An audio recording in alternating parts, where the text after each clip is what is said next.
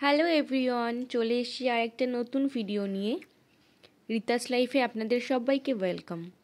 দেখেই তো বুঝতে পেরেছেন, তো আজকে আমি বানাচ্ছি পালক চিকেন, যেটা আমার নিজের পার্সোনালি ভীষণ পছন্দের। তো চিকেনটাকে ভালো করে পরিষ্কার করে ধুয়ে নিয়েছি। এরপরে 2 চামচ আদা রসুনের পেস্ট, একটু লবণ, একটু হলুদের গুঁড়ো, একটু লঙ্কার গুঁড়ো, একটু কসুরি মেথি আর একটু তেল দিয়ে খুব ভালো করে ম্যারিনেট করে রাখবো। এটা একটু ম্যারিনেট করে রেখে দেবো কিছুক্ষণ। বেশিক্ষণ সময় লাগে না, নর্মাল চিকেন যেমন রান্না হয় তেমনই, বাট একটু আলাদা।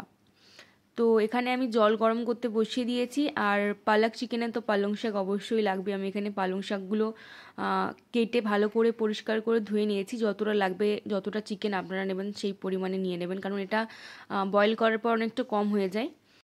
তো জলটা গরম হয়ে গেছে, এর মধ্যে আমি একটু লবণ অ্যাড করব, একটু বেকিং সোডা অ্যাড করব, বেকিং পাউডার না, baking soda. Baking soda use করার কারণ হলো যে আমরা পালং শাকটা ইউজ করব, সবুজ রঙটা ধরে রাখবে। আমি এরপরে চিনি এখানে একটু দিয়ে দিলাম। এরপরে পালং শাকগুলো একটু দিয়ে জাস্ট 1-2 মিনিট ফুটিয়েই নামিয়ে নেব। খুব ভালো হয় যদি আপনারা কোনো ঠান্ডা জল বা জলের মধ্যে কিছু আইস কিউব অ্যাড করে পালং শাকটা এরপরে ওর মধ্যে অ্যাড করে দেন। তো বাট আমার খুব একটা ঠান্ডা জল খাওয়া হয় না, ফ্রিজে জল রাখা নেই, তো আমি নর্মালি জাস্ট স্টিম করে নিয়েছিলাম। তো এর মধ্যে আমি কিছুটা ধনে পাতাও অ্যাড করে দিয়েছি। তো এই তো আমি নামিয়ে নিয়েছি। ঠান্ডা হলে আমি পেস্ট করে নেব।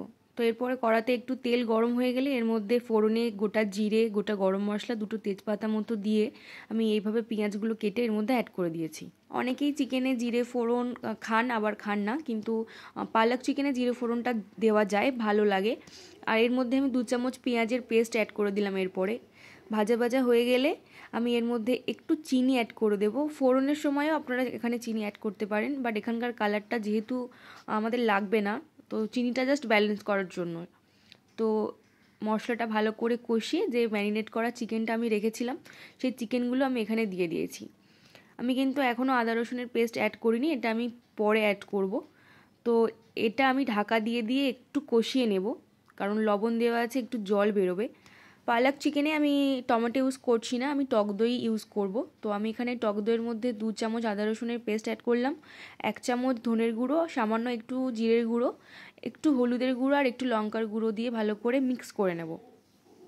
এটাই আমি পরে চিকেনে অ্যাড করব। আর আদা রসুন আমি এক্সট্রা করে আর ওখানে অ্যাড করলাম না। তো এই যে জল বেরোচ্ছে এখনও, তো চিকেনটা আর একটু ভালো করে কষিয়ে নেব। মিক্সিতে আমি এদিকে পালং শাক, ধনেপাতা, 4টে কাঁচা লঙ্কা দিয়ে একটা পেস্ট করে নিয়েছি। আপনারা আপনাদের ঝাল মতো কাঁচা লঙ্কা অ্যাড করে দেবেন। জলটা অনেকটা টেনে নিয়েছে। এরপরে আমি এর মধ্যে টক দইটা অ্যাড করে দিলাম। টক দইটা খুব ভালো করে মিশিয়ে নেব মাংসের মধ্যে, যাতে মশলাটা খুব ভালো করে ঢোকে। অ্যাকচুয়ালি এক হাতে ক্যামেরা নিয়ে একটু নাড়তে তো অসুবিধা হয়। আপনারা 10 মিনিট ধরে ঢাকা দিয়ে দিয়ে ভালো করে কষিয়ে নেবেন, যতক্ষণ না তেল ছাড়ছে। তো এরপরে মাংসটা এই তো অনেকটা কষে গেছে আর অনেকটা বয়েলও হয়ে গেছে। তো আমি আরেকটু কষিয়ে নিলাম আর তেলটাও মশলাটাও ছেড়ে দিয়েছে। এরপরে আমি ওই ধনেপাতার আর পালং শাকের পেস্টটা এর মধ্যে অ্যাড করে দেব। এটাও খুব ভালো করে নাড়িয়ে নেব।